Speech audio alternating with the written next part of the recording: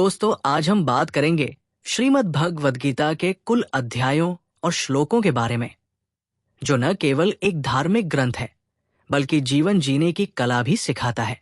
श्रीमद् भगवद गीता का संक्षिप्त परिचय। कुल अध्याय 18, कुल श्लोक 700।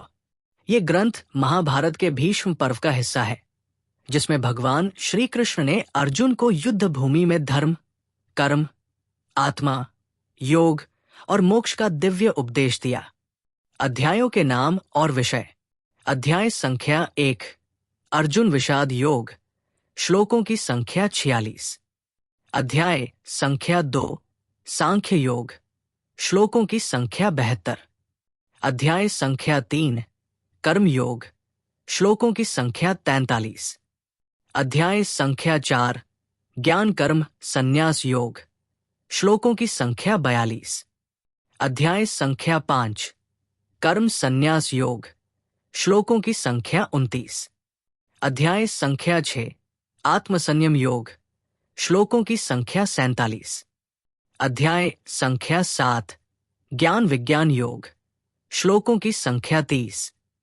अध्याय संख्या 8, अक्षर ब्रह्मा योग, श्लोकों की संख्या 28। अध्याय संख्या 9, राजविद्या राजगुह्य योग, श्लोकों की संख्या 34। अध्याय संख्या 10, विभूति योग, श्लोकों की संख्या 42। अध्याय संख्या 11, विश्वरूप दर्शन योग, श्लोकों की संख्या 55। अध्याय संख्या 12, भक्ति योग, श्लोकों की संख्या 20। अध्याय संख्या 13, क्षेत्र क्षेत्रज्ञ विभाग योग, श्लोकों की संख्या 35। अध्याय संख्या 14, गुणत्रय विभाग योग, श्लोकों की संख्या 27। अध्याय संख्या 15, पुरुषोत्तम योग, श्लोकों की संख्या 20। अध्याय संख्या 16, दैवासुर संपद विभाग योग, श्लोकों की संख्या 24।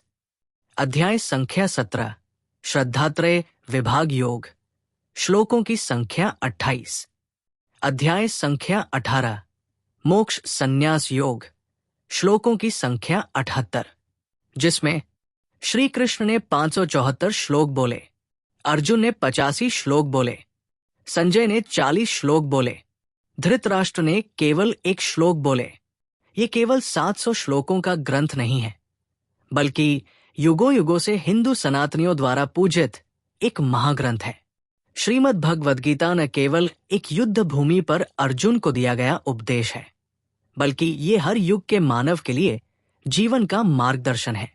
परित्राणाय साधूनां विनाशाय च दुष्कृतां धर्म संस्थापनार्थाय संभवामि युगे युगे। इस श्लोक में स्वयं श्री कृष्ण कहते हैं कि वे धर्म की रक्षा के लिए युगों युगों से अवतार लेते आए हैं।